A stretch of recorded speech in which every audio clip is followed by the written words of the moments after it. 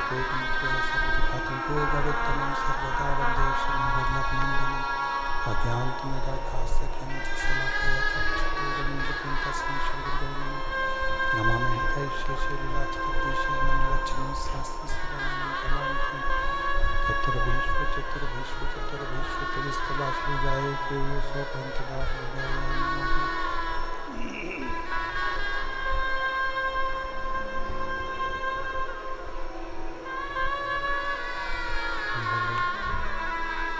विश्वनाथ भगवान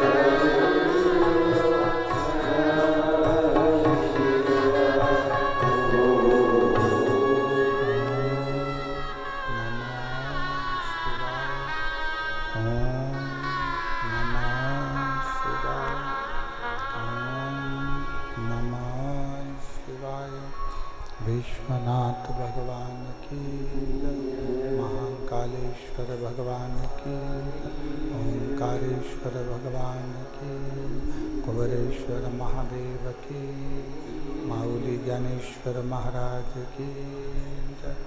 हर हर महादेव, हर हर महादेव, हर हर महादेव। काशी विश्वनाथ ओगरदानी त्रिकालदर्शी कैलाशी अविनाशी भगवान शिव, जिनकी पुनित पावन पवित्र शिव महापुराण की कथा संपूर्ण विश्व के कल्याण हेतु बाबा देवरिया महादेव की कृपा से, उनकी करुणा, उनकी उदारता से आप और हम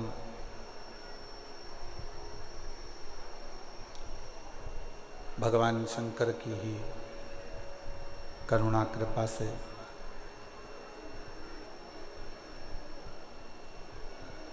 महाराष्ट्र की इस पवित्र भूमि चाकरवाड़ी, जिला भीड़,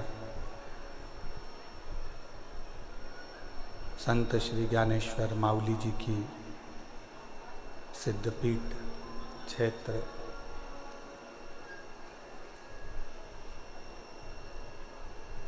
सद्गुरु संत श्री ज्ञानेश्वर माऊली जी की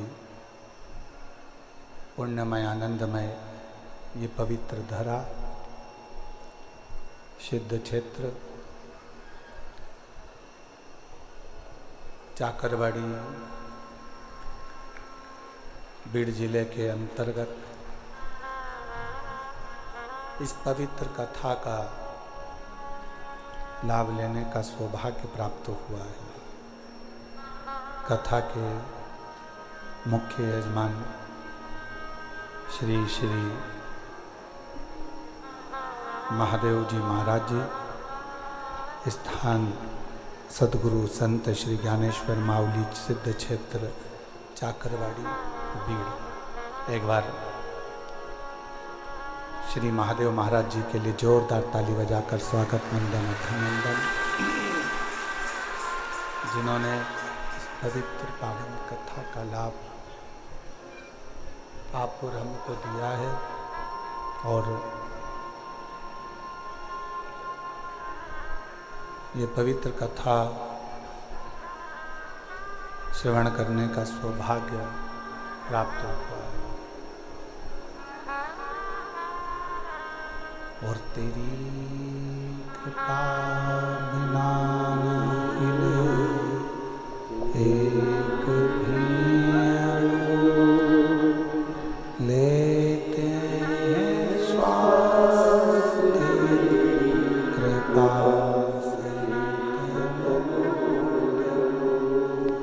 बखान क्या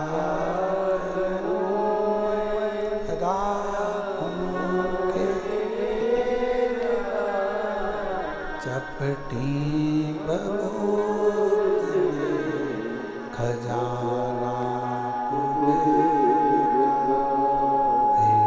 गंगधार मुक्ति द्वार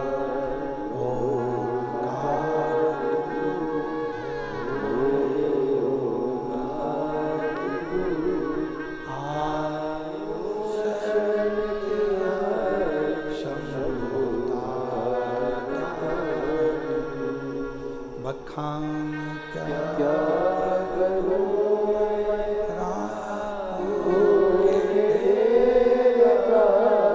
चपटी खजाना हे गंगधार मुक्ति द्वार बोले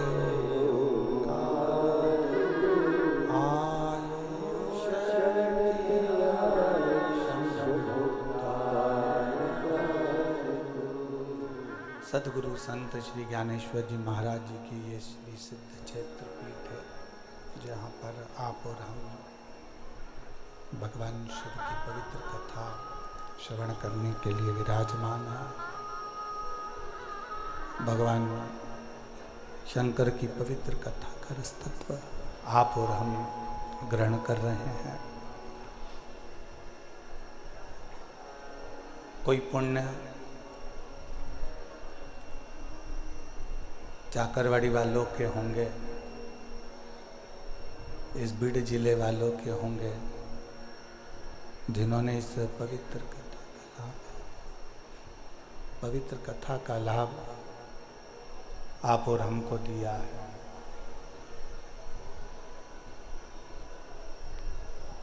आज जो कथा प्रारंभ हो रही है, शिव जी का ही बड़ा अलौकिक दिन है। प्रदोष के दिन इस कथा का प्रारंभ इस पवित्र सिद्ध क्षेत्र से हो रहा है।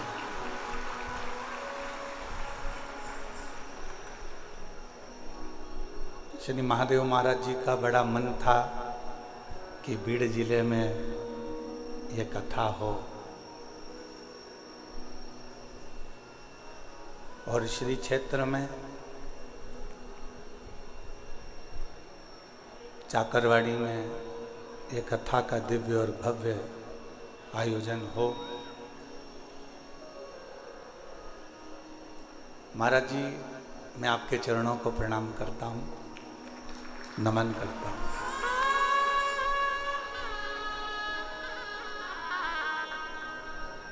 कथा को लेने के लिए आप जितनी बार भी मिलना हुआ, हमको लगता था स्वयं संत ज्ञानेश्वर जी का दर्शन आपके रूप में हो रहा था। और इतनी सरलता, इतनी सहजता आपके अंदर विराजमान है कि जैसा एक संत का स्वरूप होता है, संत का भाव होता है, संत का स्वभाव होता है। हम कहेंगे अगर कहीं देखने जाना हो तो श्री महादेव महाराज जी के पास जाकर देखिए। सरलता,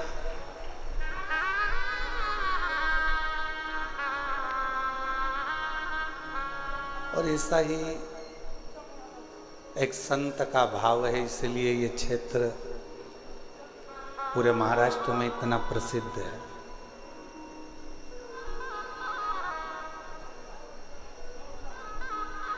जब कल हम श्री क्षेत्र में पहुंचे चाकरवाड़ी में, समाधि मंदिर के अंदर जब अभिषेक किया, दर्शन किया, तो ऐसा लग रहा था कि जैसे कोई अलग से कोई ज्ञान की ऊर्जा, कोई तप की ऊर्जा, कोई भजन की ऊर्जा, कोई कीर्तन की ऊर्जा प्रणाम करते ही अपने शरीर में समा रही। और इतने पवित्र क्षेत्र में अगर ये शिव महापुराण की कथा आप और हम अगर श्रवण कर रहे हैं, इतने पवित्र क्षेत्र में अगर ये पवित्र कथा का लाभ आप और हम ले रहे हैं, तो हमको तो लगता है कि सारी नदियों का जल एक जगह पर एकत्रित हो गया हो, ऐसा चाकरवाड़ी की कथा का क्रम रहे।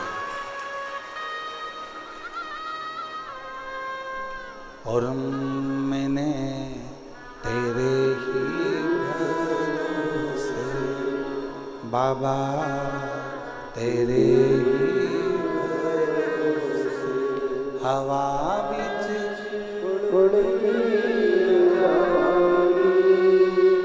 बाबा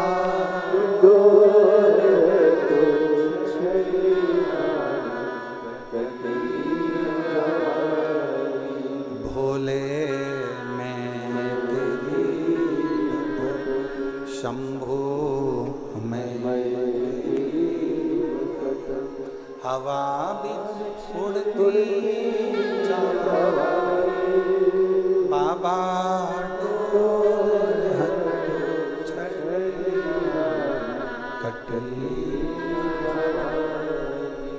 तो ये सिद्ध क्षेत्र में चाकरवाड़ी जिला बीड़ के अंतर्गत ये पवित्र कथा का लाभ आप और हम ले रहे हैं। और प्रदोष के दिन इस कथा का प्रारंभ हुआ है।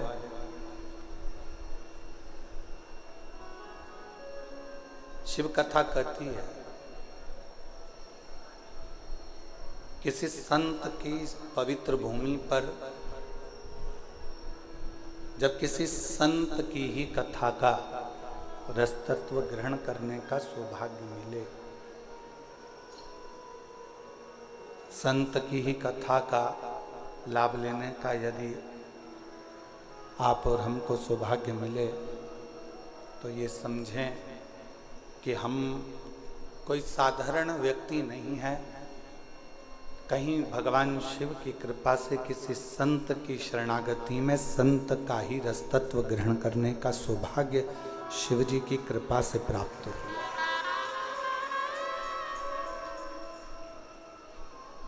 उसी की कृपा, उसी की करुणा, उसी की दया, उसी की कृपा, उसी की करुणा, उसी की कृपा, उसी की करुणा, उसी की दया है जो ये पवित्र कथा का लाभ आप और हम ले रहे हैं। अब इन 7 दिनों में अपने को करना क्या?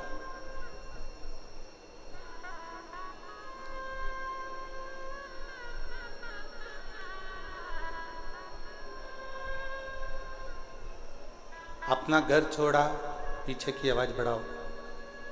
राधे, पीछे की आवाज बढ़ाइए, पीछे की, जहां जनता खड़ी हुई है।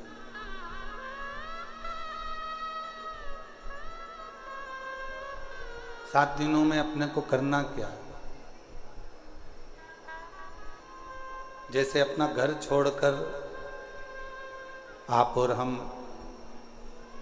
भगवान की कथा में आकर बैठे हैं, उसी तरह अपने विषयों को, अपनी आसक्ति को, अपनी तृष्णा को, अपने अहंकार को थोड़ा दूर छोड़कर भगवान की शरणागति में आकर बैठना।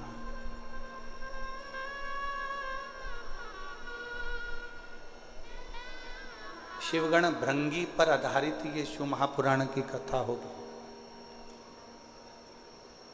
और शिव जी का एक ऐसा गण है भृंगी, जो भगवान शिव के सिवाय कहीं उसका चित्त, उसका मन जाता ही नहीं। और एक बार जो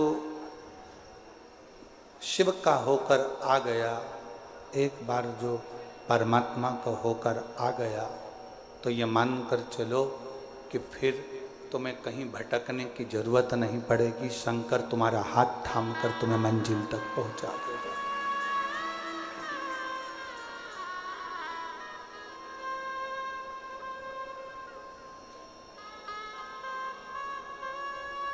हमने कथा के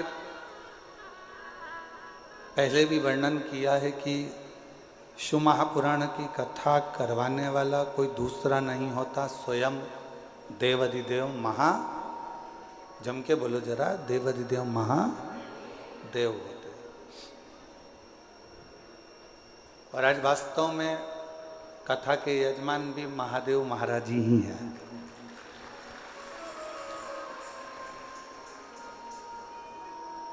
कथा के करवाने वाले भी महादेव जी हैं और कथा बाँचने वाले भी महादेव जी हैं और कथा सुनने वाले भी महादेव जी हैं। इस कथा को कोई दूसरा नहीं कर। अब आप और हम इसमें कितना ग्रहण कर सकते हैं?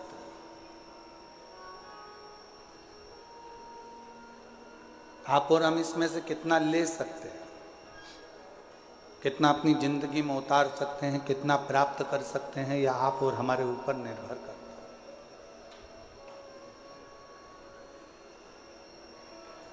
महाराज, ज्ञान की पहचान बहस से होती है। एक सास बहू की आपस में जो बहस चलती है उससे ये पहचान हो जाती है कि बहू में कितना ज्ञान है।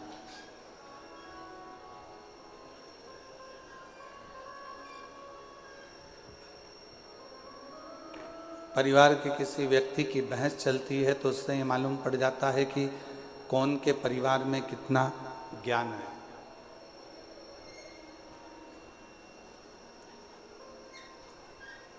एक बहस की पहचान, एक ज्ञान की पहचान उसकी आपसी भाषा की बहस से हो जाती है।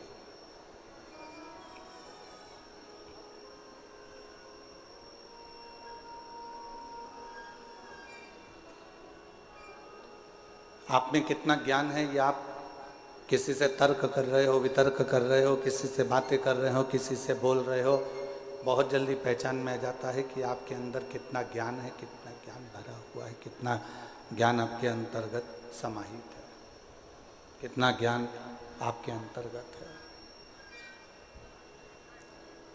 और यदि इंसान की पहचान करना है तो उसकी पहचान करने के लिए बहुत सारे धन, वैभव, संपदा, सत्ता, दौलत की जरूरत नहीं पड़ती।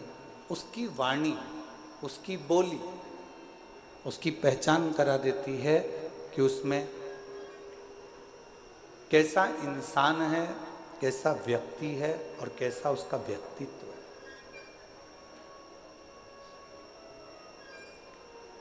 केवल वो बोलेगा, केवल उसकी वाणी निकलेगी, केवल उसके शब्द निकलेंगे, केवल वो बोलेगा और उससे उसकी पहचान हो जाएगी कि इसकी वाणी के अनुसार ये इंसान कैसा है। अब उसको परखने की जरूरत नहीं है, उसको बहुत जानने की जरूरत नहीं, उसको बहुत देखने की जरूरत नहीं, केवल उसको उसकी वाणी, उसकी शब्द, उसकी बोली ही उसकी पहचान बता देती है।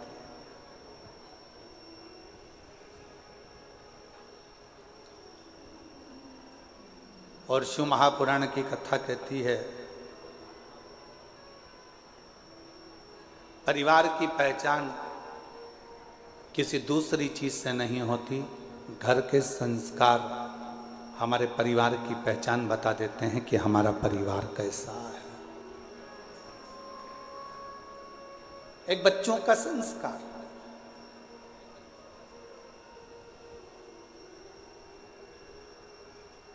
एक प्रसंग याद आता है और ये केवल कोई कथा नहीं है, ये ओरिजिनल प्रसंग है जिसको हमने अखबार में पढ़ा था। शायद 4-6 साल पुराना हो सकता है।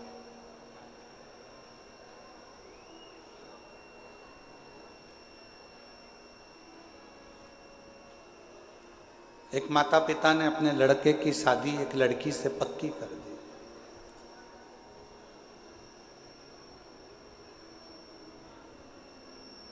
दिखने में सुंदर है लड़की, अच्छी है, श्रेष्ठ है, सुंदर है, पढ़ी लिखी भी है।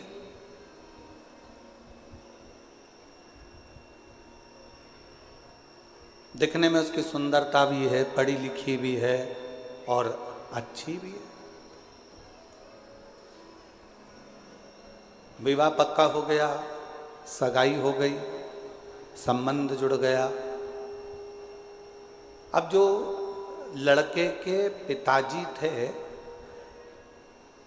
उनके घर में कोई लड़की नहीं थी, तो जिस लड़की से उनका संबंध जुड़ा था उसको उन्होंने बेटी मान लिया और बेटी माना। और ये मन में विचार करा कि ऑफिस जाता ही हूँ, बीच में लड़की वालों का घर पड़ता है, कभी कभी चले जाया करूँगा, मिल के आ जाया करूँगा।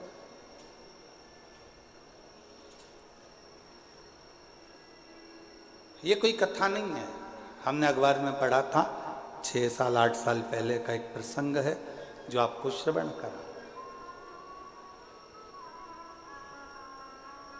अब लड़के के पिताजी लड़की के घर जाते, कभी सुबह सुबह चले जाते तो माँ पोछा लगाती हुई दिखती, झाड़ू लगाते हुए दिखती। इतने में तुरंत लड़के के पिताजी ने लड़की की माँ से पूछा, आप पोछा लगा रही हो? उन्होंने कुर्सी दी, लड़के के पिताजी बैठे, लड़की की माँ झाड़ू निकालते निकालते झाड़ू को रखा, हाथ धोया, पानी लेकर आई, चाय बनाई, समधी जी को पिलाई। समधी जी ने चाय पी, पानी पिया। पानी चाय पीने के बाद में जब वापिस चाय पानी पीने के बाद में पुनः थोड़ी देर बाद वापिस चल दिए। शंभू शंभू शंभू। चाय पानी पीने के बाद वापिस चल दिए। फिर 2-3 दिन हुए, लड़के के पिताजी फिर आ गए। माँ उस समय पर बर्तन मांज रही थी।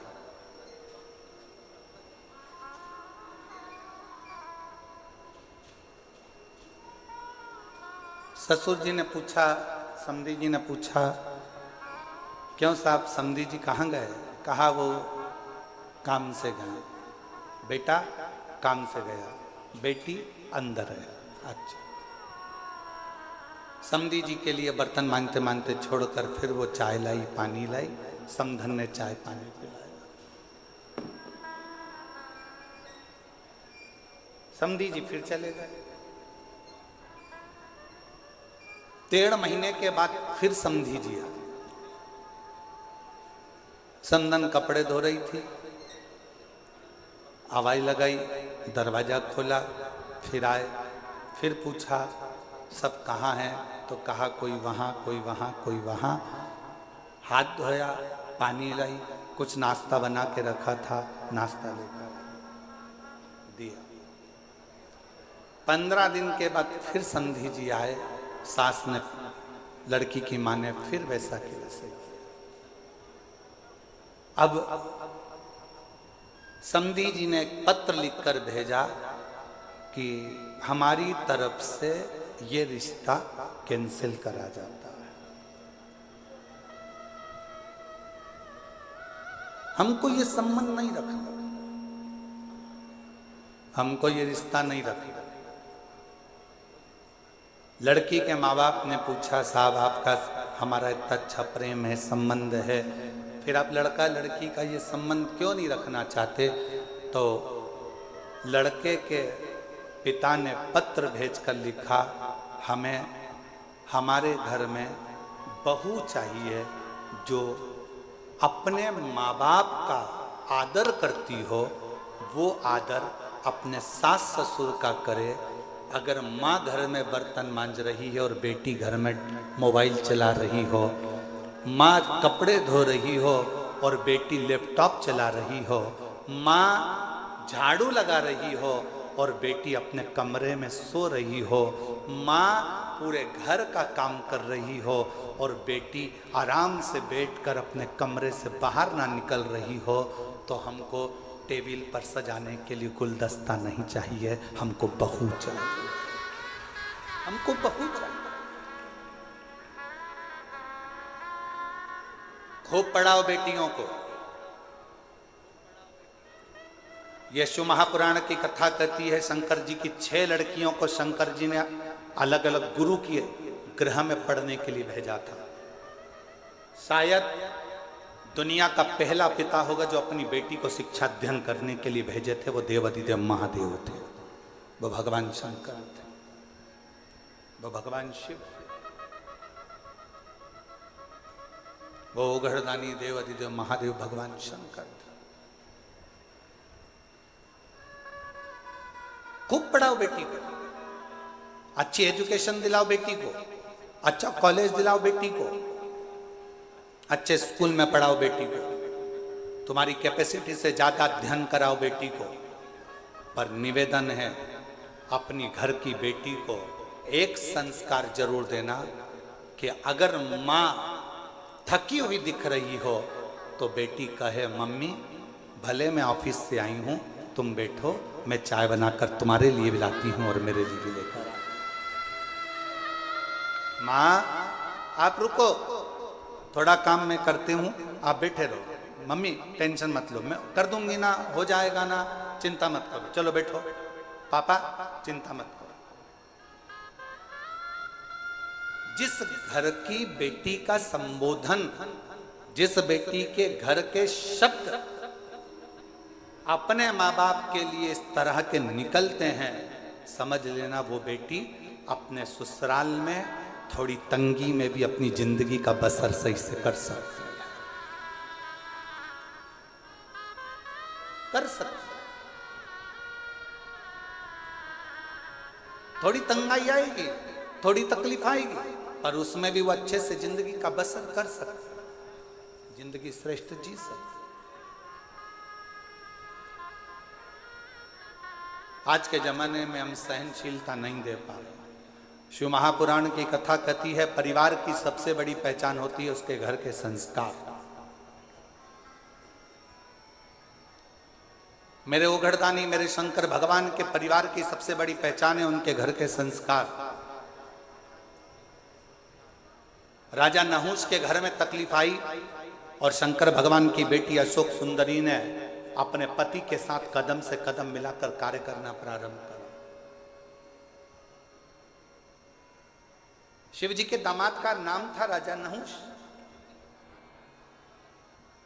शंकर जी की बेटी राजा नहुष के साथ ब्याही थी।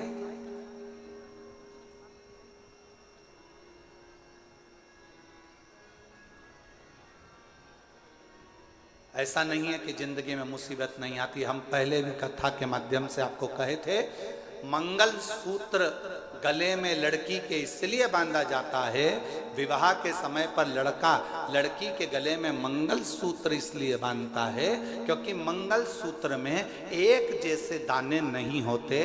मंगल सूत्र में थोड़े दाने सोने के होते हैं तो थोड़े दाने काले होते हैं, थोड़े दाने पीले होते हैं तो थोड़े दाने लाल होते हैं, थोड़े दाने पीले होते हैं तो थोड़े दाने काले होते हैं।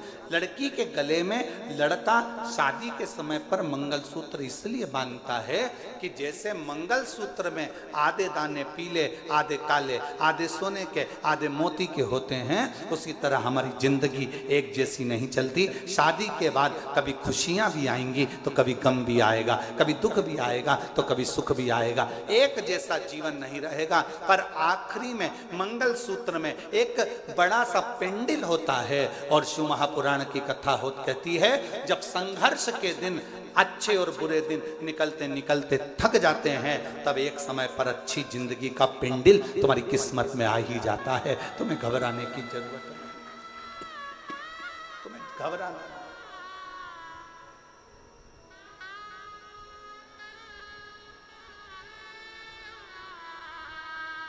एक अच्छे परिवार की पहचान, एक अच्छे परिवार की पहचान उसके घर के संस्कार से होती है।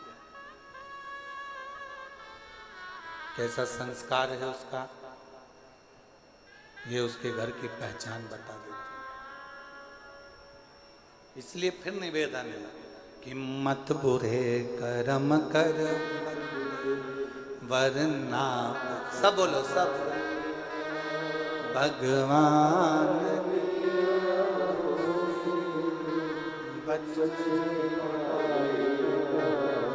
तू बच नहीं, अरे ओ अज्ञानी मत करना, अरे ओ अज्ञानी मत करना, तेरे तू ही पाएगा जैसा किया तूने, तेरे आगे मत बुरे वरना पछताए, भगवान की आंखों से बच नहीं, तू बच नहीं पाएगा, अरे ओ अज्ञान मत करना। आप अच्छे परिवार की पहचान बताने का सबसे सुंदर तरीका है आपके घर का संस्कार।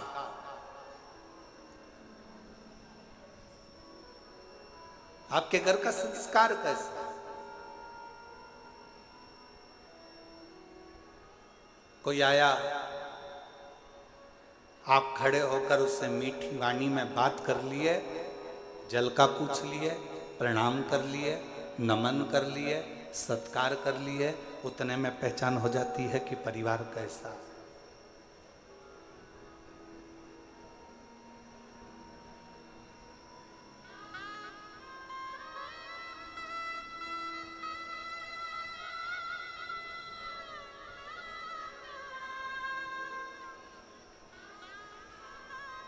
कौन बना रहा है भोजन,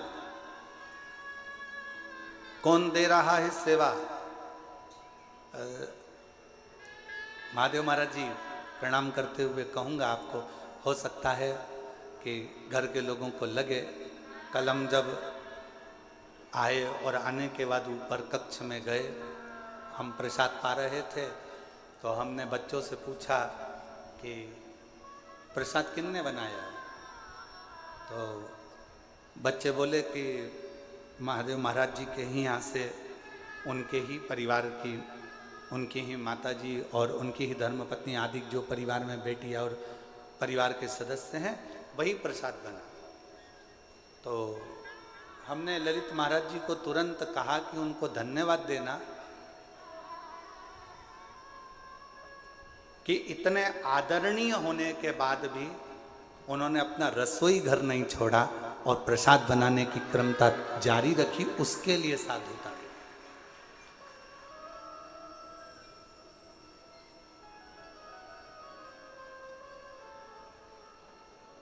अन्नपूर्णा का घर जब अन्नपूर्णा खुद संभालती है ना, अन्नपूर्णा का घर जब घर की माँ स्वयं संभालती है ना, तो उस रसोई घर में रसोई का स्वाद स्वयं अन्नपूर्णा महारानी आकर देना प्रारंभ कर देती है, स्वयं माँ देती।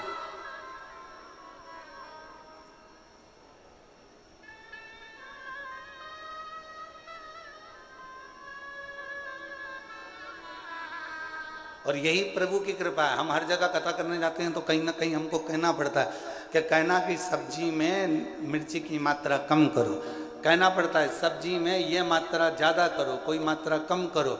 पर पहली बार प्रसाद पाने के बाद ये कहना पड़ा कि सारी प्रसादी अन्नपूर्णा महारानी ने बनाई है, सब प्रसाद अच्छा स्वीकार। कहना ही नहीं पड़ा। क्यों? क्योंकि घर की मर्यादा, संस्कार और घर के नियम ये मूल हो।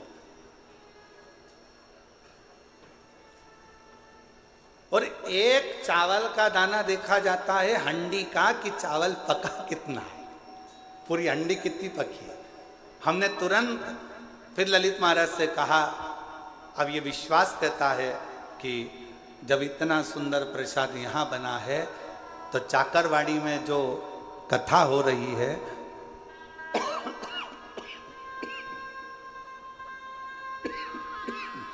उसके भंडारे का प्रसाद भी बड़ा सुंदर बन रहा होगा और सब आराम से प्रेम से पा रहे हैं।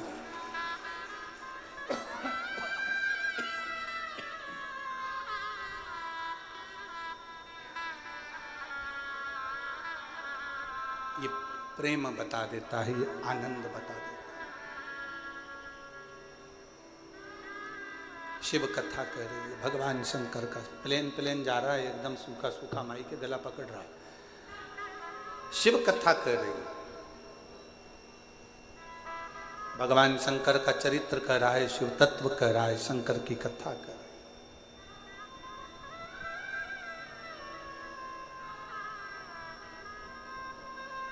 आपके घर के संस्कार बता देते हैं कि परिवार कैसा है।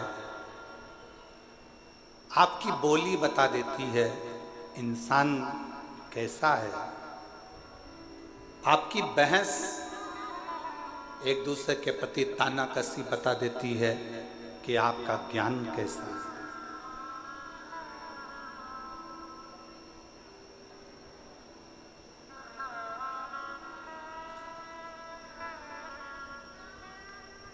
इसलिए निवेदन है, शिव को स्वीकार करने से पहले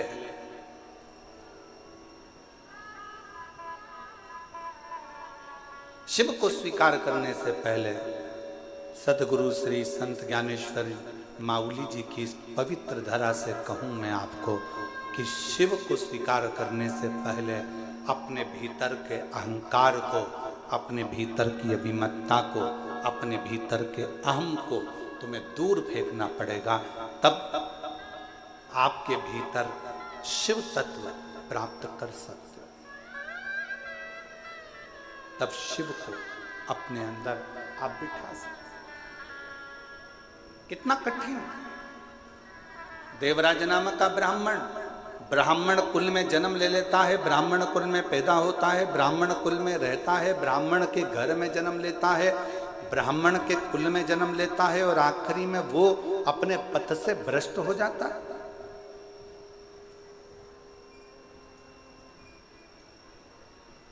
अपने मार्ग से दूर हो जाता है।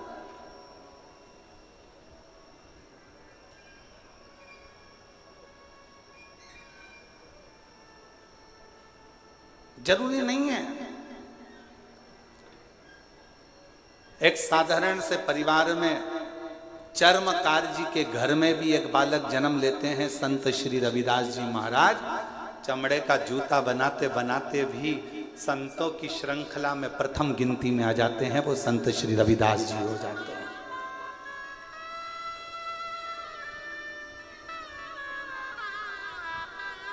नामदेव जी महाराज, संत तुकाराम जी महाराज, मुक्ताबाई, रामकृष्ण परमहंस जी, चैतन्य महाप्रभु जी, सबके चरित्र का स्मरण तो करिए।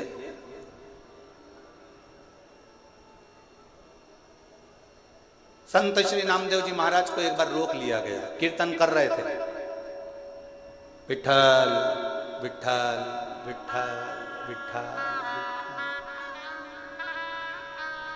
लगे हुए, अपनी भक्ति में अलमस्त नामदेव जी महाराज। राम कृष्ण हरि जय राम कृष्ण,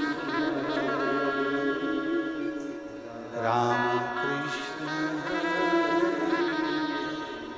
राम कृष्ण,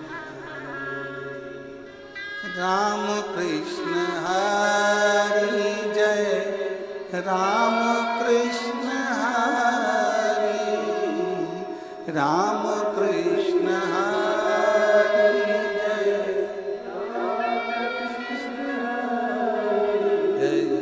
राम कृष्ण हरि, राम कृष्ण, राम कृष्ण,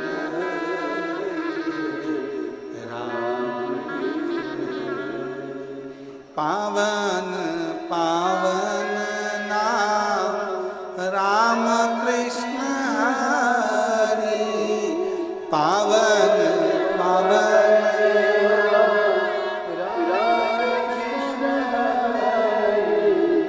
राम कृष्ण हरि जय राम, राम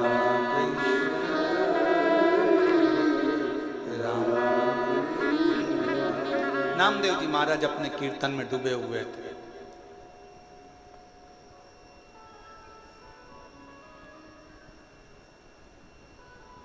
जो भगवान को मानता ही नहीं था, जो कभी भगवान पांडुरंगा को जानता ही नहीं था, जो कभी हरि विठल का स्मरण करता ही नहीं था, जिसने कभी मंत्र जाप नाम जाप कीर्तन किया ही नहीं था, उसने नामदेव जी को कीर्तन करते करते रोक दिया।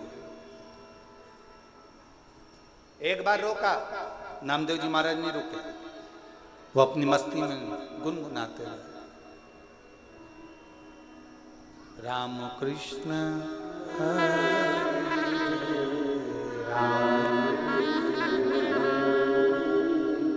राम कृष्ण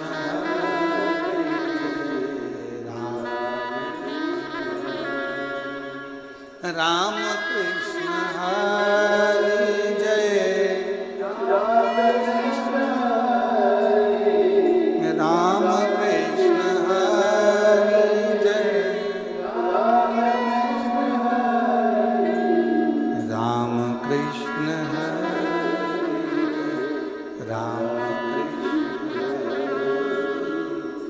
राम कृष्ण राम। फिर रोका नामदेव जी महाराज को, और जैसे नामदेव जी महाराज को रोका तो नामदेव जी महाराज अपनी कीर्तन में डूबे।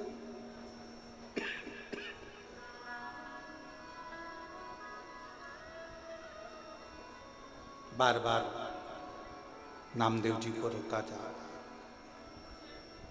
नामदेव जी महाराज रुकते हैं। फिर रोका, फिर नहीं रुके। आखिरी में नामदेव जी महाराज थोड़ी देर स्तुप्त होकर खड़े हो गए,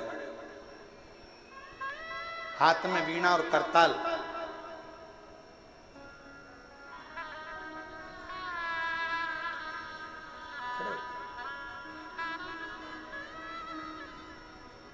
क्या है भाई, तुम मुझे कीर्तन क्यों नहीं करने देते? मेरे कीर्तन करने से तुम्हें तकलीफ क्या है? मेरे कीर्तन करने से तुम्हें कष्ट क्या है? नामदेव जी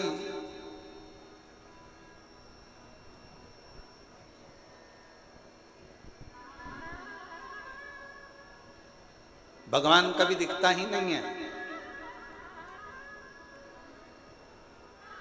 तो फिर कीर्तन किसका कर रहे हो? नामदेव जी बोले, भगवान भले ना दिखे पर भगवान हमारे अंदर, तुम्हारे अंदर, संपूर्ण जगत के अंदर मेरा पांडुरंगा हरि विठ्ठल समाहित रहता है। हर एक के अंदर मेरा पांडुरंगा हरि विठ्ठल सब में समाहित रहता है, सब में समाहित।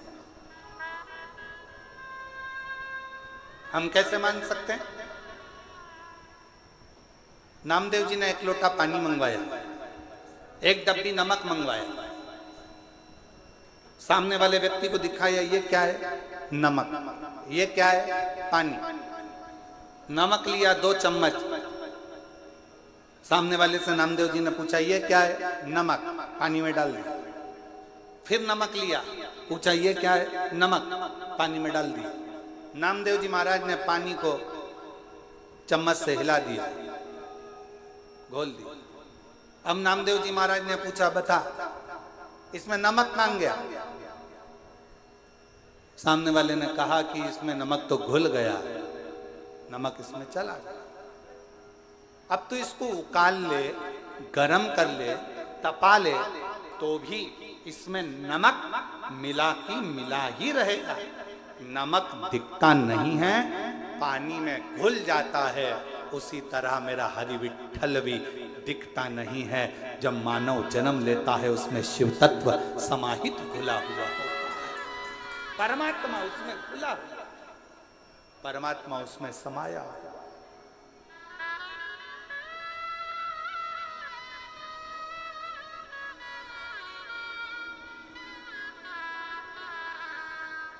और उस परमात्मा को जानने के लिए कुछ नहीं करना, हमें देखना नहीं है, परमात्मा को महसूस करना। भगवान हमारे अंदर है कि नहीं, इसको महसूस करने के लिए ही हमारा कीर्तन, भगवान का मंत्र जाप, शिव महापुराण की कथा, भगवान का स्मरण, भगवत नाम, भगवान की कथा, ये सब हो।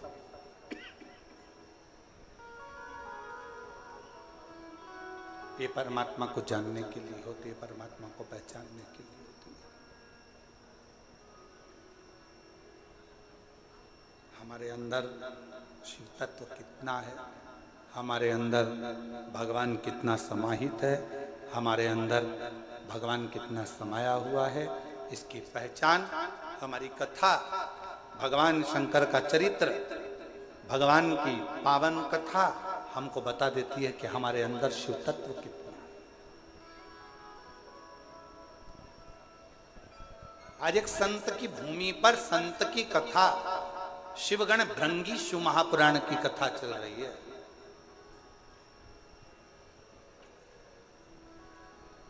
और कितना विचित्र शिव भक्त होगा, जरा विचार करिएगा। जिसने वर में मांग लिया था भगवान शंकर से कि अगर कोई पत्ती भंवरा झूठा भी कर दे तो तुम स्वीकार कर लेना, कोई पुष्प यदि भंवर भ्रमरा झूठा भी कर दे तो तुम स्वीकार कर लेना। और कितनी बड़ी शिव भक्ति होगी, जरा विचार करिएगा। भगवान को चढ़ने वाला फूल अगर धो लिया जाता है, उसको धो देते हैं, तो भगवान उस फूल को स्वीकार नहीं करता। भगवान को चढ़ने वाला फूल पेड़ पे से टूटता है और टूटा हुआ फूल भगवान को चढ़ता है तो भगवान स्वीकार करते हैं, पर धोया हुआ फूल भगवान स्वीकार नहीं करते, क्योंकि वो भंवरे का झूठा होगा तो शिव को स्वीकार।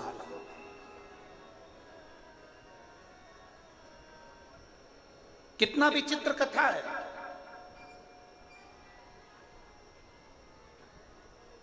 फूल को कब तोड़ा जाता है? जम के बोलो जरा। भगवान को चढ़ने वाले फूल को कब तोड़ा जाता है?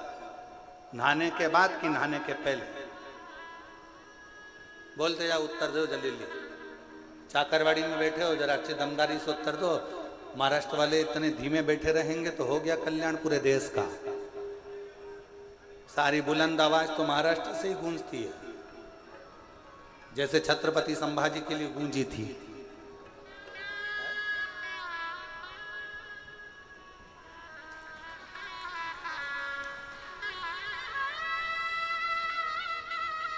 बोल बम का नारा है, आवाज नहीं आई, दमदारी से बोलो। बोल बम का नारा है, सारी समस्या का हल श्री शिवाय।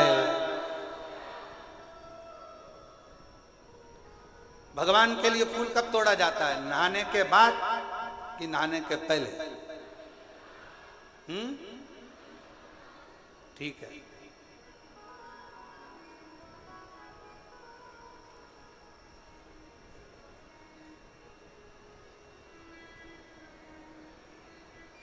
चलो अब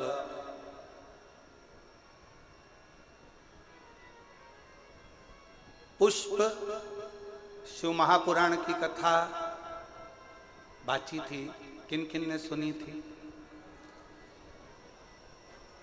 उस कथा को एक बार हम पुनः, अगर बीच में कभी योग लगा तो आस्था चैनल वालों से कहेंगे कि उस कथा को एक बार वापिस आस्था चैनल पर दिखाओ। पुष्प शिव महापुराण की कथा वो 5 दिन की थी।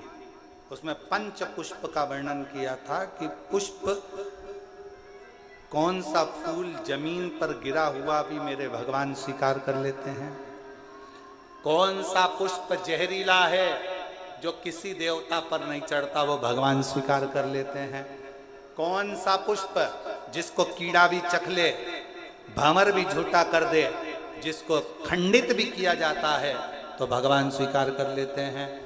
कौन सा पुष्प?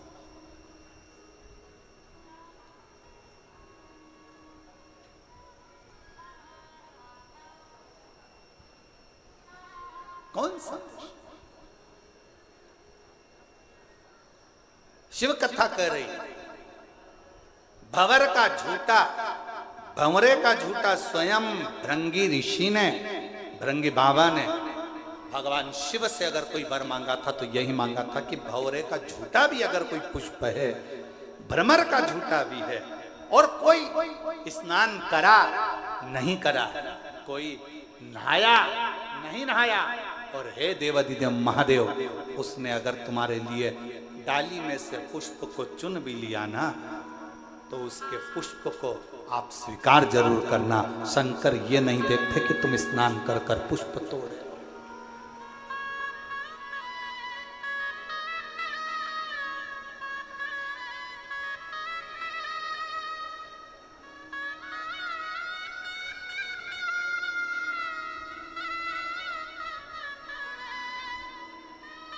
बस वो तो हृदय से मांग लो, हृदय से।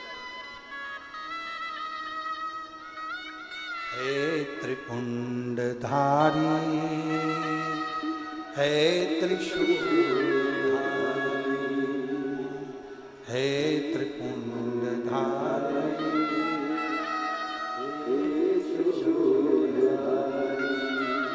अपनी शरण में हमको अब ना लीजिए, अपनी शरण में हमको हे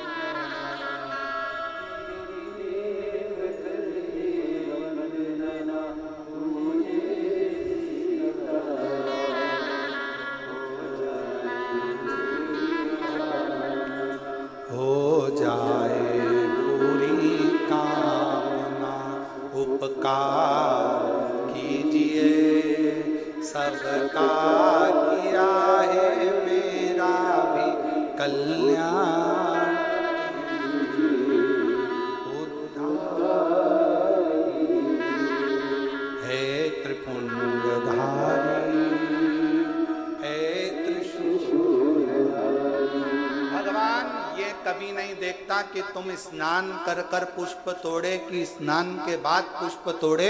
भगवान ये देखता है कि तूने मन कितना पवित्र रखा।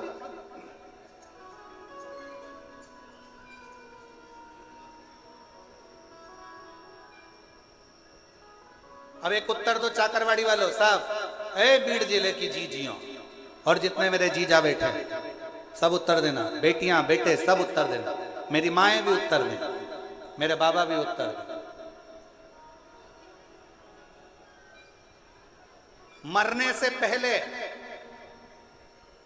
भगवान का नाम लेना जरूरी है कि नहाना जरूरी है?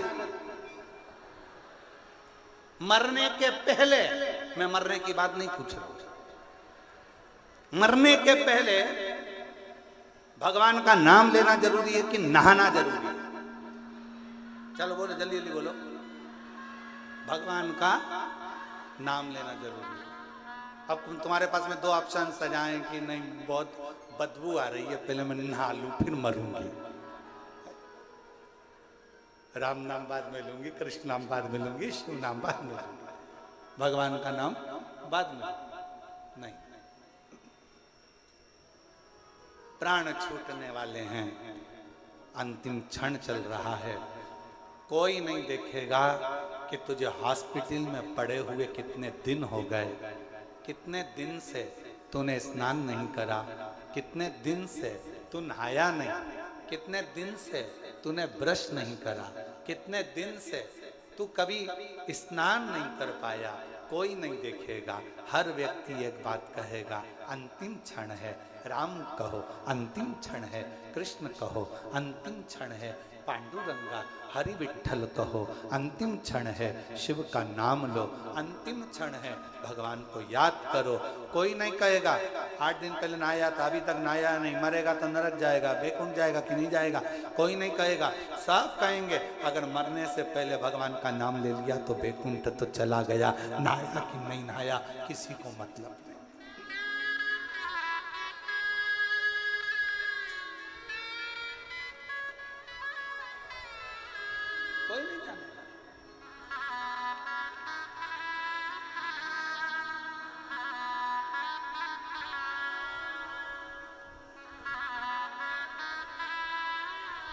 कोई नहीं जानेगा महाराज, कोई नहीं पूछेगा। यहां सब शिव के होकर शिव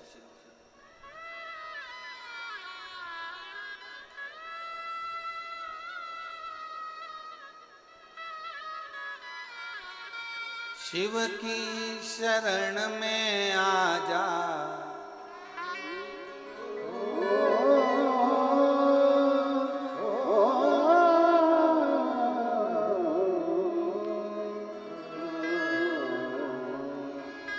शिव की शरण में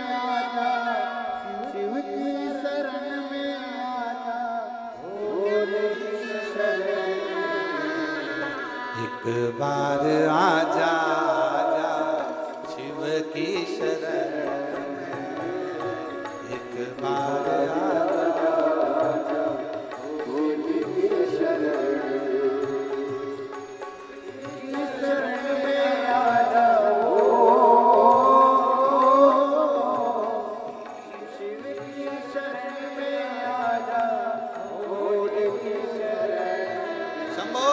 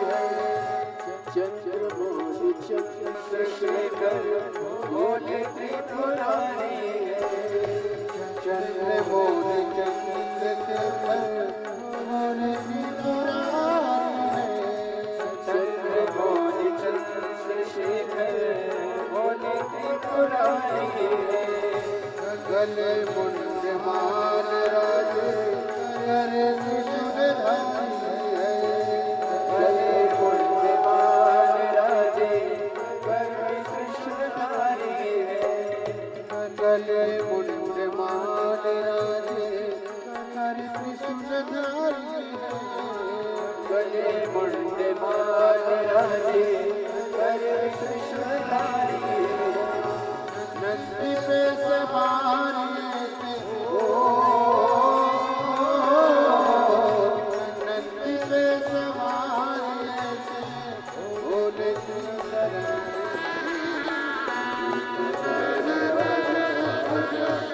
भोले की शरण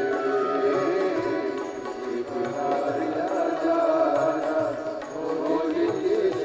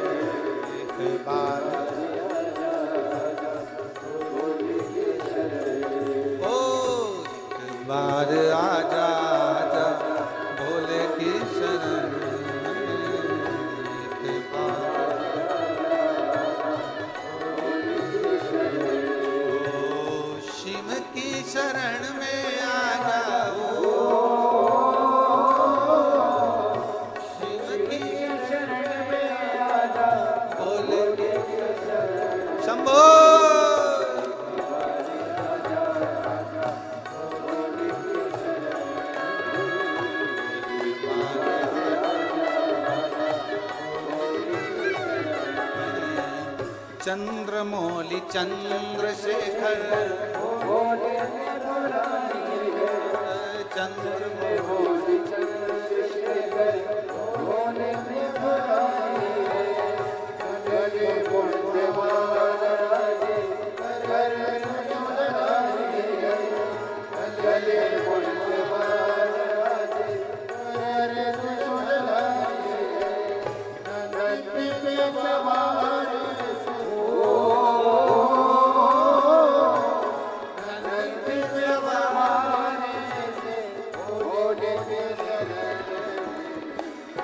बार आजा आजा भोले की शरण में, एक बार आजा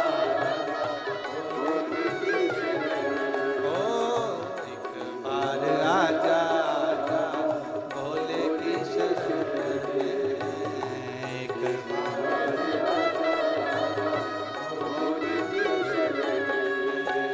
भोले की शरण में आ जाओ, भोले की शरण में आ जा, बाबा की शरण में एक बार आ जा आजा भोले की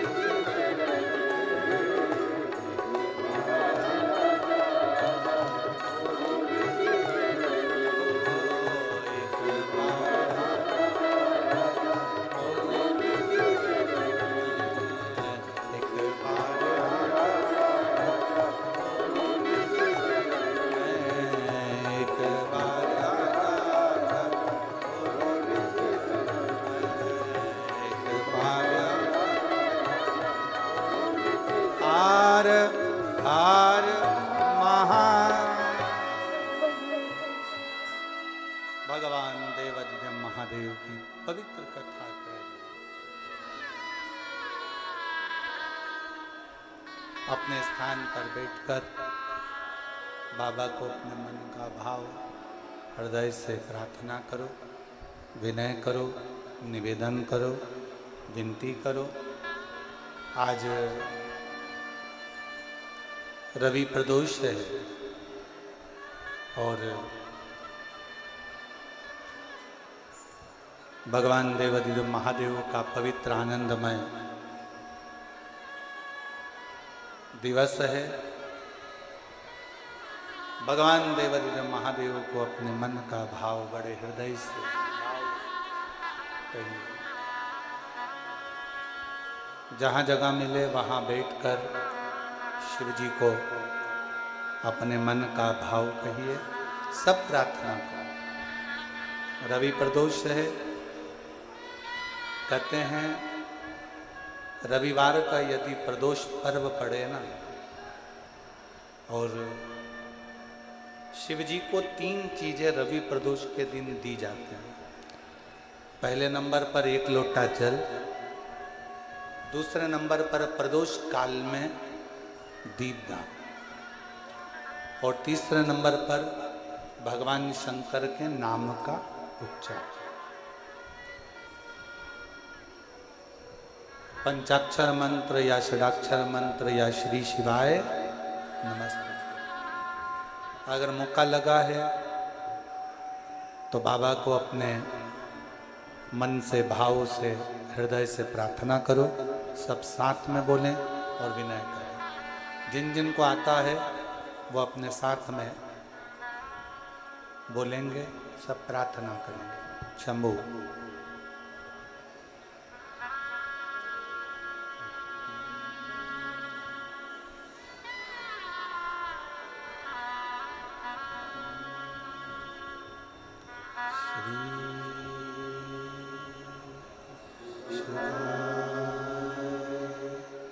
नमस्तु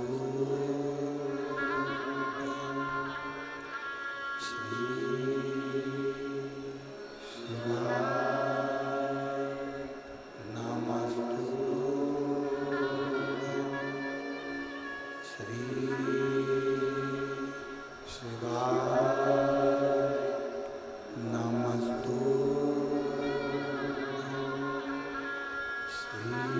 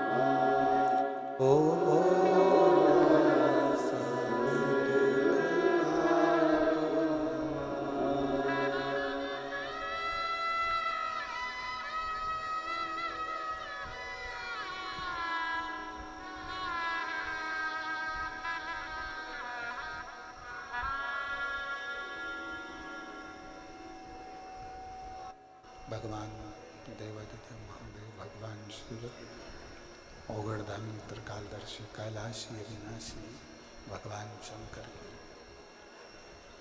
पवित्र कथा कर रही है। शिव महापुराण वर्णन कर रही है, शिव तत्व कह रहा है। भगवान ओगड़दानी त्रिकालदर्शी कैलाशी अविनाशी शिव की कथा कर रही है।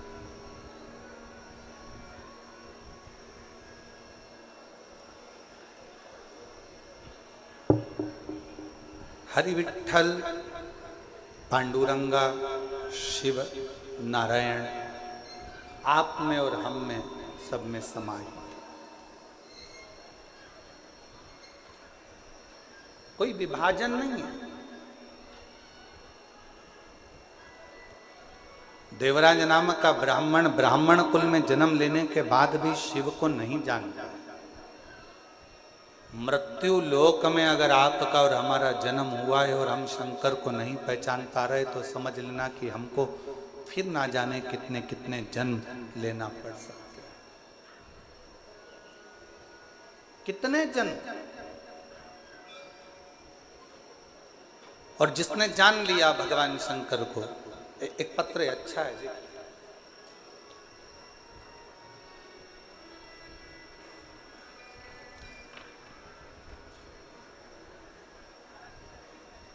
मेसो शारदा जीवन राव जगताप, बैंक कॉलोनी माजलगांव, तहसील माजलगांव, जिला बीड़, महाराष्ट्र। कहीं बैठी हो तो हाथ हिला सकती हैं। अगर कहीं बैठी हो तो हाथ हिला सकती हैं। मेसो शारदा जीवन राव जगताप, बैंक कॉलोनी माजलगांव, तहसील माजलगांव, जिला बीड़, महाराष्ट्र। मेरा मोबाइल नंबर ये है। कहीं बैठी हो तो हाथ हिला सकती हैं। बैठी हैं, हाथ हिला दें एक बार। और अगर साथ में बच्चे आए हों तो उनको लेकर आ सकती हैं। मेरा एक बेटा था, 2 बेटियां हैं। मेरा 22 साल का लड़का जो 13/1/2023 को मेरा 22 साल का लड़का कार के एक्सीडेंट में मर गया। जब मेरा 22 साल का लड़का कार दुर्घटना में चला गया, मैं टूट गई। हम पति पत्नी दिन रात रोते रहते, आंखों से आंसू बहता रहता। इतना दुख था कि हम वर्णन नहीं कर सकते। गुरुदेव, एक दिन मेरी बहन की बेटी ने बताया कि परभणी महाराष्ट्र में संजय भाऊ जाधव जी कथा करा रहे हैं। शिव महापुराण की कथा है। ऐसा सुना है कि पंडाल में बैठकर जो मांगा जाता है भगवान शंकर वो देता जरूर। जाधव जी ने 5 दिन की कथा करवाई है। कहीं योग बना है परभणी का, चलो तुम भी उस कथा में चलो। पति पत्नी कथा में पहुंचे। पंडाल में कहीं जगह नहीं थी, बाहर बैठ गए, कथा सुनते, विनती करते, रोते रहते। मेरी बहन की लड़की से मैंने कहा कि वो सियोर वाला महाराज क्या करेगा, शिव पुराण भी क्या करेगी, क्योंकि 22 साल का लड़का चले गया, मेरी 2 लड़कियां हैं, पर अब तो मेरा रजस्वला धर्म भी नहीं आता, अब मैं रजो भी नहीं होती। अब मेरा रजो धर्म खत्म हो गया, और रजो धर्म खत्म हुए भी कई साल हो गए, तो अब ना तो शिव पुराण कुछ कर सकती है, ना वो सीहोर वाला महाराज कुछ बता सकता है। क्या करें? मेरी बहन की बेटी ने कहा, पाऊ तो मौसी आप बैठो, कथा सुनो, वहां की मिट्टी को अपन उठा लाएंगे। पंडाल की मिट्टी नहीं होती, वहां इतने लोग शिव शिवाय नमस्तुभ्यम का जाप करते हैं, वहां की मिट्टी भी पवित्र हो जाती है। वहां की मिट्टी को अपन उठा लाएंगे, कंकर शंकर पूजन करेंगे, सीहोर चलेंगे। हमने परवणी महाराष्ट्र की कथा सुनी, वहां की मिट्टी को ले गए, पार्थिव शिवलिंग का पूजन करते, सीहोर गए, कंकर शंकर पूजन करी, बाबा से विनती करी, बाबा कुछ तो कृपा करो। डॉक्टरों को दिखाया, डॉक्टर कहते हैं अब तुम कभी मां नहीं बन सकती, तुम्हारा रजो धर्म नहीं आता। पर बाबा तो बाबा है गुरुदेव, हमें क्या मालूम था कि पंडाल में कथा सुनने का फल क्या इतना होता है। खूब रोती थी पंडाल में बैठकर। मेरा 22 साल का लड़का चले गया, 22 साल का लड़का चले गया। तू कुछ भी कर, मेरा लड़का मुझे दे दे। मैंने एक बार नहीं 2 बार पशुपति व्रत करे, और हर बार एक की बात कहती। वो सीहोर वाला महाराज छाती ठोक कर कहता है कि तू देता जरूर है, तू खाली नहीं रख सकता। मैंने 2 पशुपति व्रत करे हैं, मुझे तू वर प्रदान कर। बाबा 2 बार आंकड़े की जड़ मान ली, कुछ तो कृपा कर। 2 बार सीहोर आ गई, बाबा ने ऐसी कृपा करी कि मेरा गर्भ बिना रजो धर्म के ठहर गया, और बाबा की कृपा से मुझे 2 बेटों ने जन्म लिया। मेरे गर्भ से 2 बेटों ने जन्म लिया, और बाबा डॉक्टर भी आश्चर्य में है कि ये कैसे हो सकता है। मेरे बाबा 22 साल का एक लड़का गया था, आज मेरे कुबेर भंडारी ने मुझे 2 लड़के दे दिए, और उन दोनों का फोटो मैं लगा रही हूँ, दोनों का फोटो लगा रही हूँ, आप देख सकते हैं। और अगर बच्चे आए हों तो बच्चों को लेकर आप लोग एलईडी पर दोनों बच्चों का फोटो आस्था चैनल पर देख सकते हैं, एलईडी पर देख सकते हैं। और तेरी कृपा का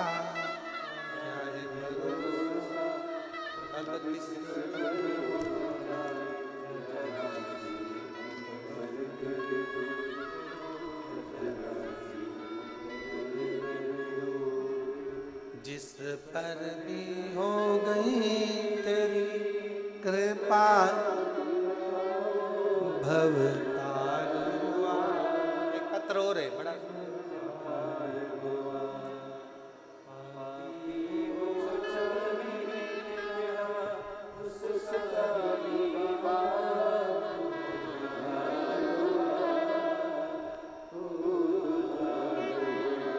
सुप्रिया संतोष के कान, पुणे की रहने वाली हूँ, बाबा को प्रणाम करती हूँ। कहीं बैठी हो तो पुणे से आई हैं, कहीं बैठी हो हाथ हिला सकती हैं।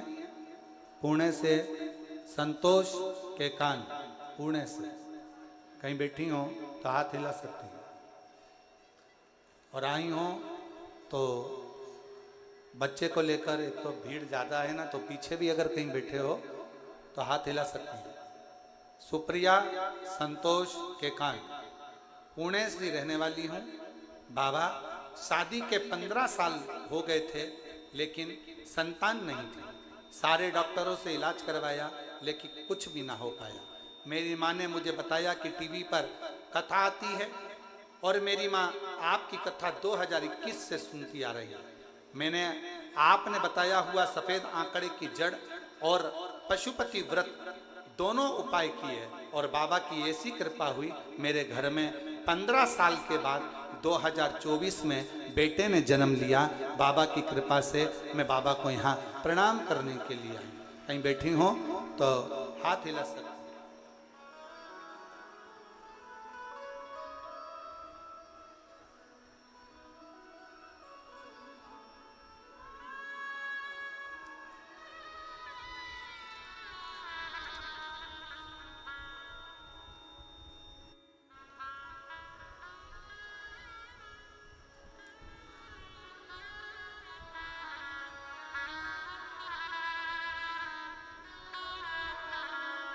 मेरा नाम नंदा चांगदेव, समाज से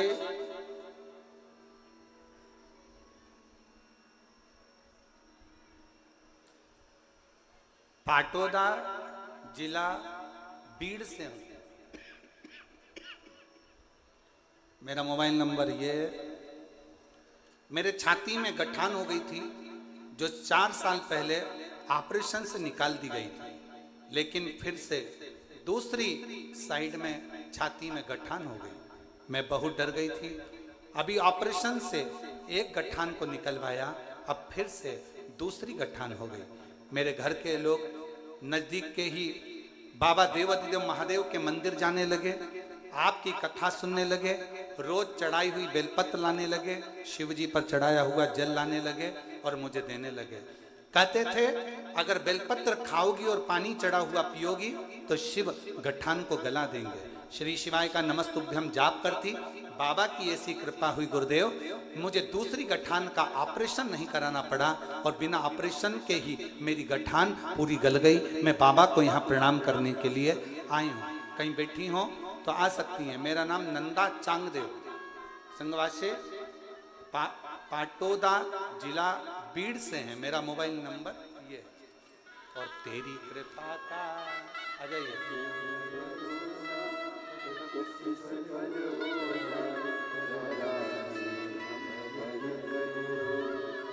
जरासी हम पर जिस पर भी हो गई तेरी कृपा करुणा वो भव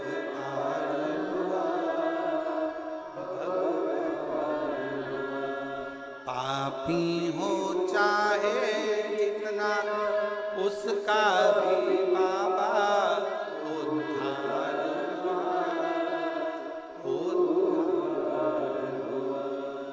गिद्ध अजामिल गणिका जैसे तेरे मन को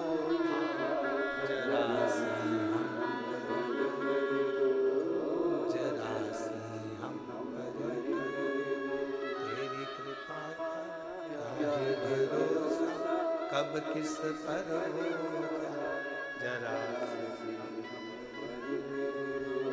जरासी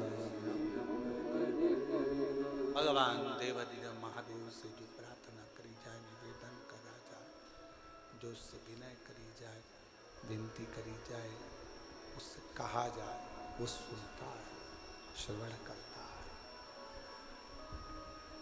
आप दिल से उसको पुकारिए, दिल से उसको प्रार्थना करिए, दिल से निवेदन करिए, सुनेगा।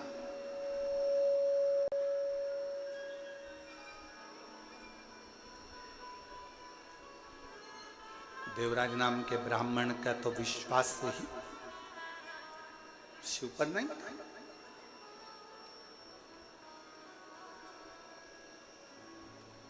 ब्राह्मण कुल में जन्म जरूर ले लिया था, ब्राह्मण कुल में पैदा जरूर हो गया था, पर ब्राह्मण तत्व से दूर था। ब्राह्मण तत्व से दूर था। चोरी का धन लेकर जा रहा था। शरीर में ताप पड़ गया।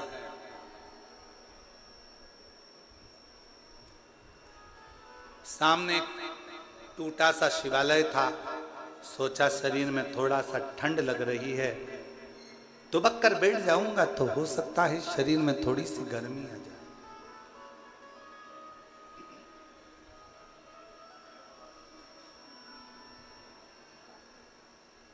एक दीवाल का सिराना लिया और दीवाल की आड़ कर कर एक दीवाल का लेकर दीवाल की आड़ कर कर बैठ गया। दीवाल की सब शरीर कांप रहा, शरीर कांप रहा। आ जाओ।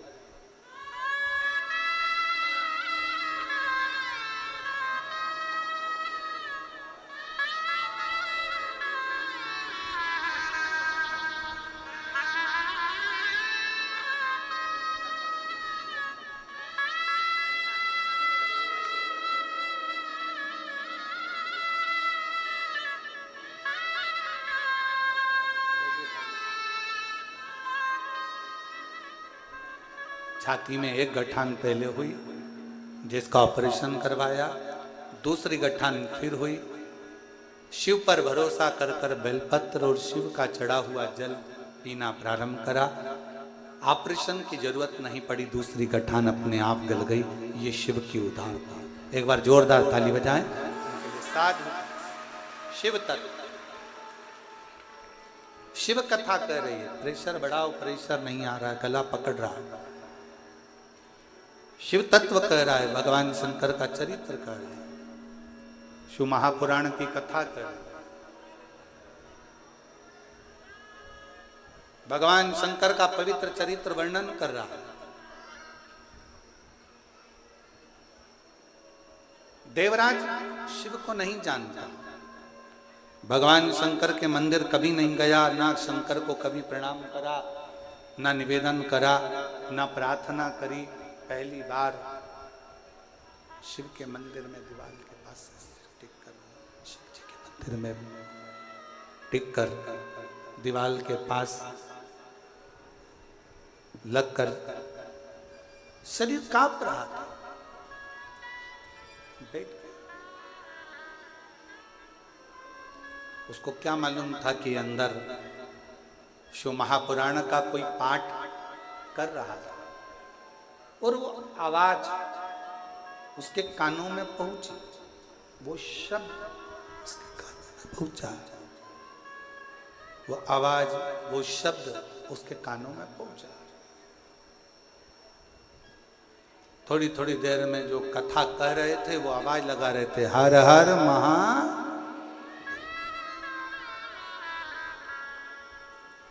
इसको थोड़ा क्रोध आया, गुस्सा आया। एक तो शरीर में कष्ट है, ऊपर से इतनी तेज तेज आवाज लगा रहे हो, इतना तेज तेज चिल्ला रहे हो। वहां से वो उठकर चल दिया।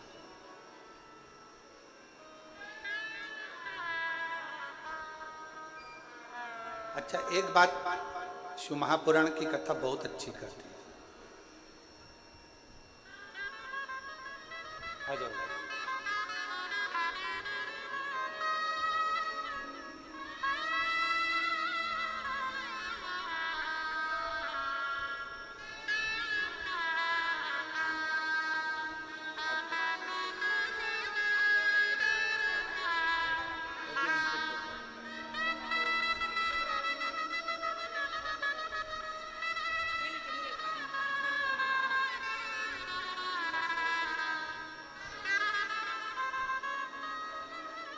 जो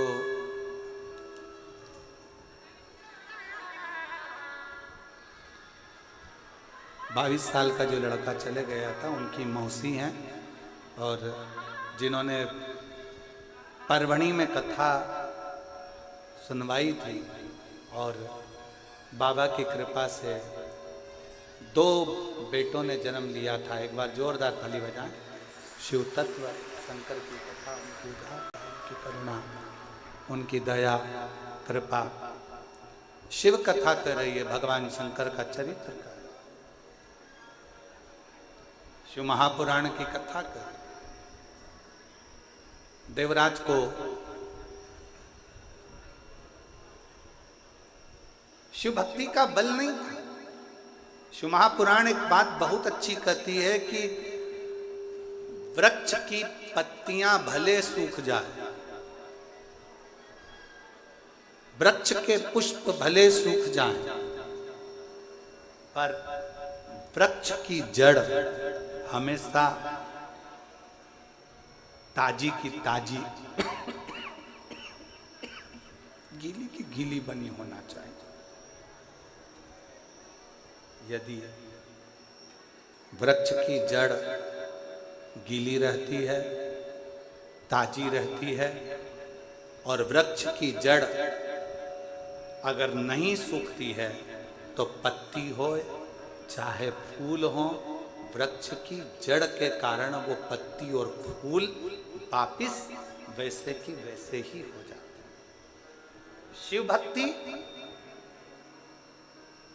भगवान शंकर की कथा भी कुछ ऐसा ही वर्णन करती है।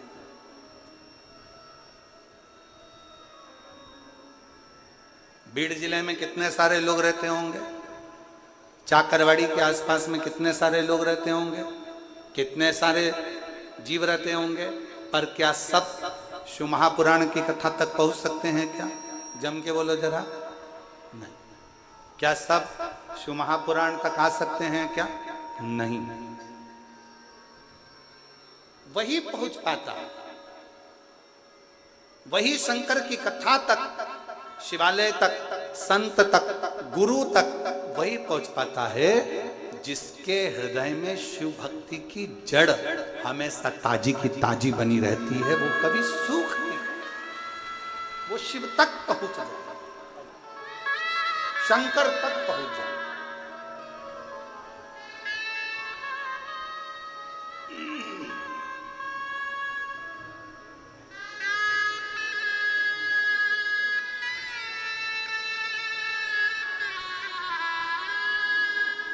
15 वर्ष के बाद हुआ है।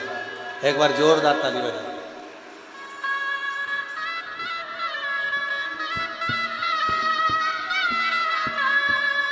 शंभो।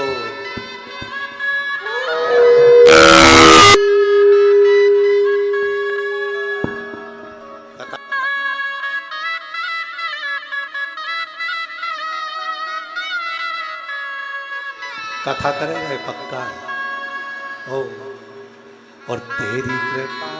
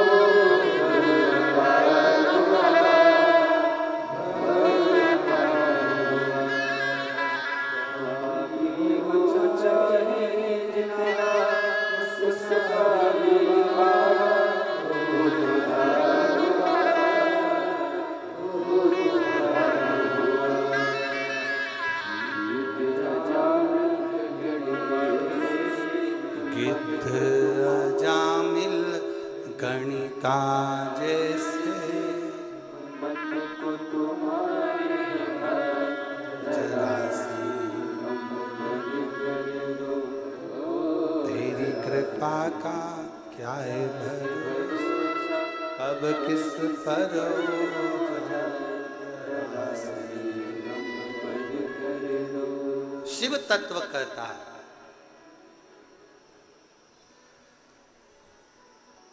अगर कभी पूर्व का कोई हमारा और आपका संग रहा हो, कोई पूर्व का शिव और आपका संग रहा हो, तो वो संग एक ना एक दिन शिव भक्ति में दृढ़ता उत्पन्न कर देता,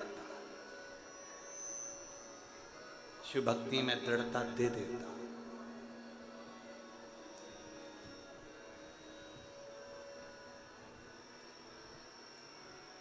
शिव भक्ति में ना किसी भी चीज की जरूरत नहीं है।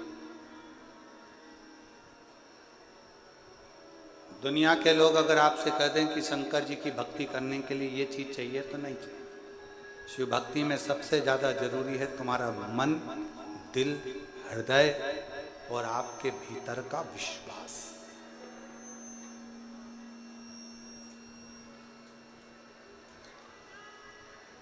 आपके अंदर जितना जितना भरोसा, जितना जितना विश्वास, जितनी जितनी दृढ़ता तुम्हारे अंदर होगी, शिव तुम्हारे उतने करीब आता चले जाएगा।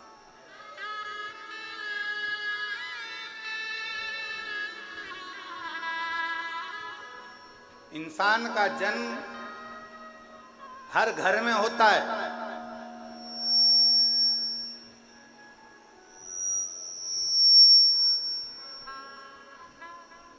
इंसान का जन्म हर घर में होता है, पर इंसानियत का जन्म हर घर में नहीं होता है। इंसान जन्म ले सकता है हर घर के अंदर, पर इंसानियत हर घर में जन्म नहीं लेती।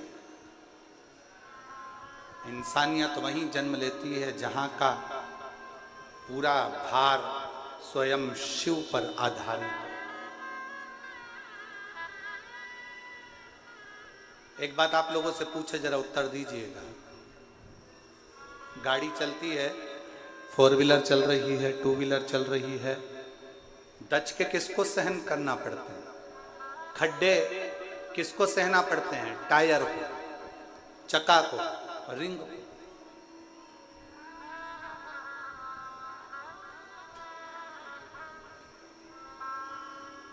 जितने दचके आएंगे, जितने खड्डे आएंगे, वो चक्के को सहना पड़ रहे हैं, टायर को सहना पड़ रहा है, क्योंकि उसको चलना है, मंजिल तक पहुंचना है। उसको मालूम है मेरे अंदर, इस गाड़ी के अंदर बहुत सारे बैठे हुए हैं, इन सबको मंजिल तक पहुंचाना है। ये भार उसके ऊपर बना हुआ है, उसको चले जाना है। डामर की रोड आएगी तो भी उसको चलना है, सीमेंट की रोड आएगी तो भी उसे चलना है, बड़े बड़े खड्डे आएंगे तो भी उसे चलना है। उसको केवल चलना ही चलना है, बढ़ते ही जाना है, उसको रुकना नहीं है, केवल चलना है। उसी तरह शंकर का जो भक्त होता है, शिव की उपासना करने वाला होता है, शंकर की आराधना करने वाला होता है, शिव की स्तुति करने वाला होता है, शिव का स्मरण करने वाला होता है, उसको मालूम है कि मंजिल तक मुझे लेकर पूरे परिवार को, कुटुंब को जाना है। बीच में मुसीबतों के खड्डे भी आएंगे, बीच में रोड आड़ी टेढ़ी भी आएगी, बीच में सीमेंट की भी आएगी तो डामर की भी आएगी, ना जाने कैसा कैसा क्रम आएगा, पर मुझे चलते जाए, बढ़ते जाए।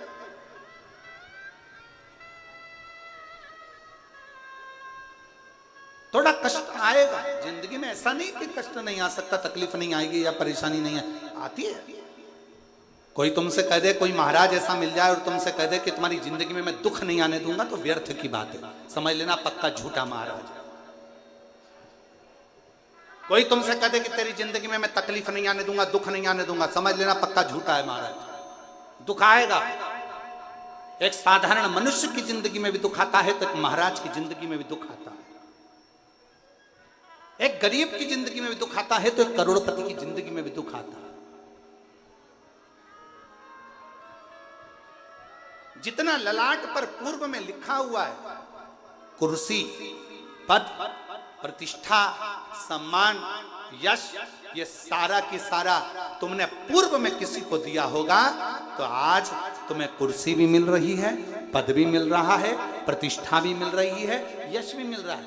नहीं तो तुम्हारे ही नाम का एक व्यक्ति हाथ ठेला धका रहा है, तुम्हारे ही नाम का एक व्यक्ति घर में काम कर रहा है, तुम्हारे ही नाम का एक व्यक्ति किसी के यहाँ झाड़ू लगा रहा है, एक व्यक्ति पोछा लगा रहा है। नाम की मूलता नहीं है, मूलता है तुम्हारे कर्म की। इसलिए जो पूर्व में करा आज सुख भोग रहे हो, और आज करोगे तो बाद में सुख भोगने को मिलेगा। जैसा कर्म करोगे उस कर्म के अनुसार तुम्हें फल की प्राप्ति।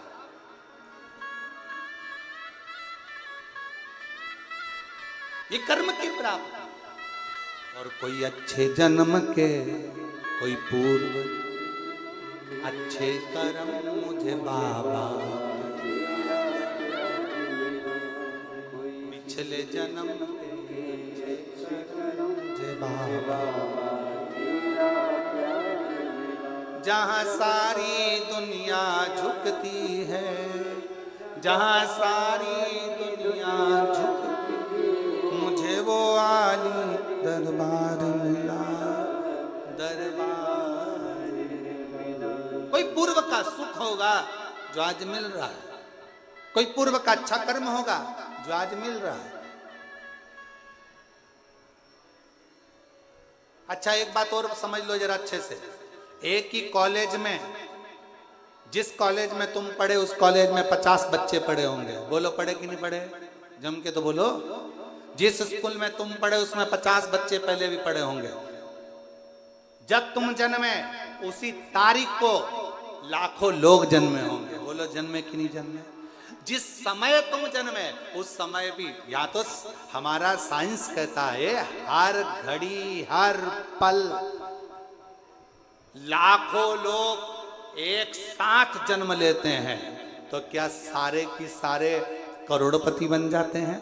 क्या सारे के सारे मिनिस्टर बन जाते हैं? क्या सारे के सारे मंत्री बन जाते हैं? क्या सारे के सारे अच्छे औहदे पर पहुंच जाते हैं? नहीं। एक तो पूर्व जन्म का कोई अच्छा कर्म, दूसरी आपकी जिंदगी की मेहनत, आपका परिश्रम, आपका लगन और आपकी मेहनत आपको एक ना एक दिन मंजिल तक ले जाकर छोड़ देती है। यह आपका कर्म मूल है।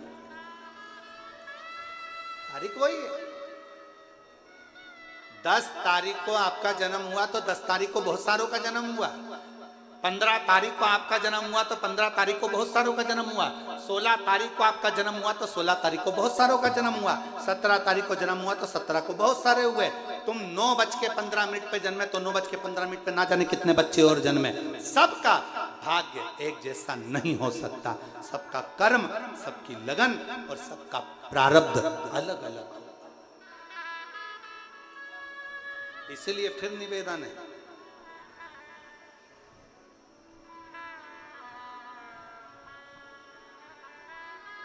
जो दिया मेरे परमात्मा ने, जो दिया मेरे शंकर ने, जो दिया मेरे ओघड़दानी ने, वो कम नहीं दिया।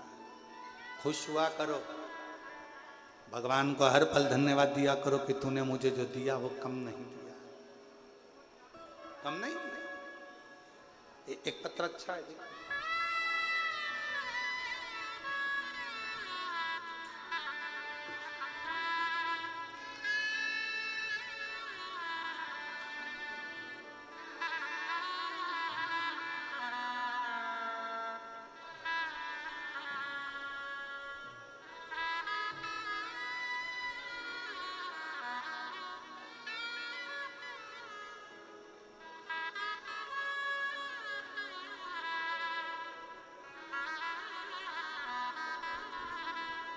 मेरा नाम सोमंगल सुधीर जोशी है, ग्राम अकोला, देव, जालना की निवासी हूँ। मेरा मोबाइल नंबर ये है। बाबा के आशीष का क्या वर्णन करूँ गुरुदेव। एक दिन ऐसी ही यूट्यूब पर कथा देखते देखते आपकी शिव महापुराण अपने सुमधुर वाणी से श्रवण करने का लाभ हुआ। शिव भक्ति में जुड़ गई, साथ में अपने पति को भी जोड़ दिया। रुद्राक्ष महोत्सव में मिले पहुंची, क्षेत्र सीहोर पहुंचकर कथा सुनी। मेरी बेटी के लिए बस मांगा था कि उसकी सरकारी नौकरी लग जाए। मेरी बेटी कहती है, माँ मैं मेहनत कर कर कर थक गई, मेरी नौकरी नहीं लग रही। मैंने अपनी बेटी से कहा एक बार पशुपतिनाथ का व्रत कर और पंडाल में बैठकर कथा सुन। मेरी बेटी ने पंडाल में बैठकर कथा सुनी, पशुपतिनाथ का व्रत किया। और बाबा का मैं क्या गुणगान करूं गुरुदेव। मेरे बाबा ने मेरी बेटी की एक पंडाल में नहीं सुनी, 5 पंडाल में बैठकर कथा सुनी। और बाबा की कृपा से मेरी बेटी का सिलेक्शन स्वास्थ्य विभाग में हो गया और मेरी बेटी की गवर्नमेंट जॉब लग गई। मैं बाबा को प्रणाम करने के लिए आई। कहीं बैठी हो, सोमंगला मंगल सुधीर जोशी आ सकते हैं। एक पत्र और बड़ा सुंदर, देखिए।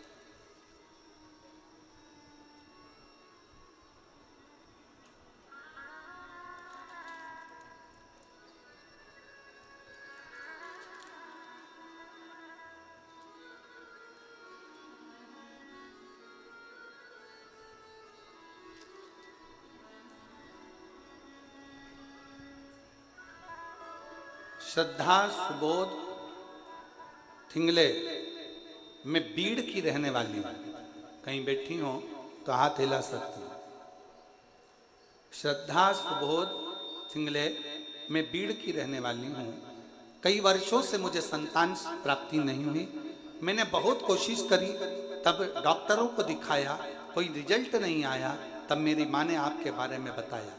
पहले तो मैंने अपनी माँ को मना करा कि मुझे फालतू काम अच्छे नहीं लगते, ये कथा मथा मेरा मन नहीं करता, मैं नहीं सुनी। मैंने कथा नहीं सुनी।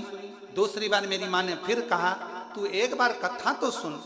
तभी भी मैंने गुरुदेव आपको बहुत कुछ कहा कि मुझे इन सब चीज़ों में रुचि नहीं है, मैं इन सबको नहीं मानती, मैं नहीं जानती। फिर मेरे पति से मैंने कहा कि मम्मी का फोन आ रहा है आई का, और हमेशा कथा सुनने का बोलती है, क्या अपन कथा सुने। दोनों पति पत्नी ने विचार करा, कथा सुनना प्रारंभ करी और बाबा पे भरोसा कर कर हम बाबा से प्रार्थना करते, मंदिर जाना चालू कर दिए, एक लोटा जल चढ़ाने लगे और बाबा से प्रार्थना करने लगे। आपकी कथा जैसे ही टीवी पर आती हम बैठ जाते। एक पंडाल में कथा सुनने का विचार करा और पंडाल में कथा सुनने के लिए चले गए। तब भी मेरा गर्व नहीं ठहरा। तब बहुत नाराजगी हुई और मैंने विचार कर लिया कि अब ना पंडाल जाऊंगी ना कथा में जाऊंगी। तब आपकी कथा अष्टविनायक गणपति पर आधारित पुणे में चल रही थी। बाबा का नाम लेकर मैंने वो कथा एक बार और दिल करा और कथा सुनने के लिए चली गई। बाबा से प्रार्थना कर कर आ गई। 3 महीना भी नहीं हुआ और मेरा गर्व ठहर गया। गर्व तो ठहर गया गुरुदेव, पर 5वें महीने में बच्चे की धड़कन चली गई। 5वें महीने में बच्चे की धड़कन चली गई और बच्चे की धड़कन नहीं थी। डॉक्टरों ने कहा यह बच्चा ठीक नहीं है, इसको निकलवा दीजिए और एडमिट हो और अबॉर्शन करवाइए, क्योंकि इस बच्चे की धड़कन नहीं। मन में आया इतने सालों के बाद भगवान ने बच्चा दिया तो भी उसकी धड़कन नहीं। तब मेरी माँ ने कहा तू घबरा मती, श्री शिवाय नमस्तुभ्यम का जाप करने के लिए बोल दिया।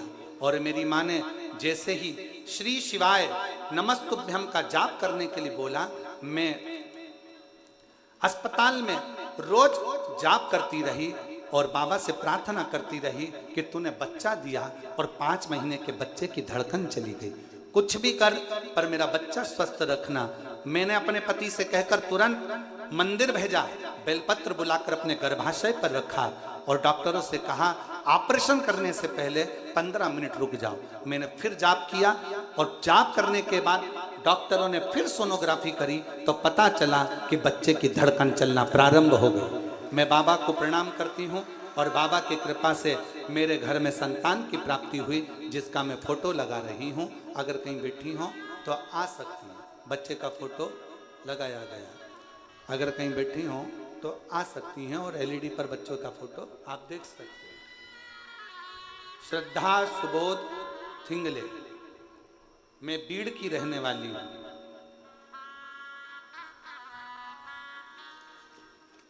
और प्रभु आपकी कृपा से सब काम करते हो भोले बाबा, मेरा नाम हो भोले आपकी सब काम हो, शंभु आपकी सब काम हो। शिव महापुराण की कथा कहती है शंकर पर करा गया विश्वास कभी टूटता नहीं है। एक प्रसंग बड़ा सुंदर स्कंद पुराण का है। 2 चींटी एक नमक के ढेर पर रह रही है, एक शक्कर के ढेर पर।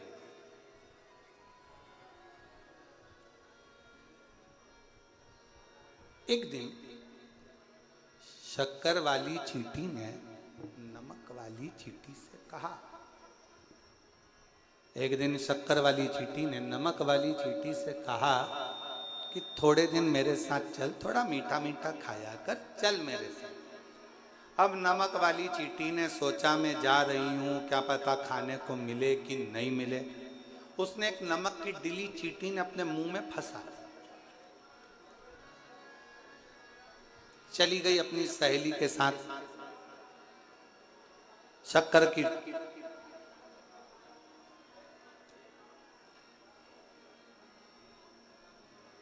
अब शक्कर वो नमक डली मुंह में है, शक्कर खाती है। ईमानदारी से बोलो, इधर नमक भरा हुआ और 2-4 बूंद शक्कर खाओगे तो मीठी लगेगी क्या?